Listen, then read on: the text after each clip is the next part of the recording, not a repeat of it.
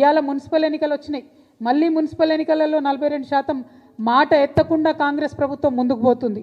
ఆ ముందుకు పోయేటటువంటి సందర్భంలోనే మరి బీసీలు ఎక్కడ తెలుసుకుంటారో, మరి సంస్థలు, చాలా సంస్థలు, వ్యక్తులు ఎక్కడైతే గలమెత్తుతారో అనేటటువంటి ఆలోచన రాగానే ఏం చేస్తారు, గుంపు మేస్త్రి గారు గుంటనక్క గారిని ట్యాపింగ్ కేసులో పిలుస్తారు.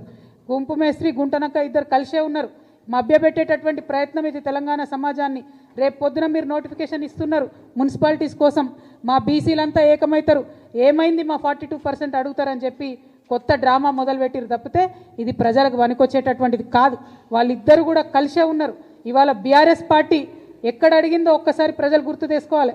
బీసీలకు 42% రిజర్వేషన్ ఇవ్వకుండా ఎట్లా మున్సిపల్ ఎలక్షన్లకు పోతారని బీఆర్ఎస్ పార్టీ ఉద్యమాలు చేస్తున్నదా ఇవాళ బీసీ బిడ్డలు గమనించాలి. కాంగ్రెస్ పార్టీ ఆలోచన చేస్తున్నదా ఇవాళ బీసీ బిడ్డలు గమనించాలి. మరి ఖచ్చితంగా 42% ఇవ్వకుండా మున్సిపల్ ఎన్నికలకు వెళ్ళడం అంటే బీసీలను మోసం చేయడమే అని జాగృతి భావిస్తూ ఉన్నది.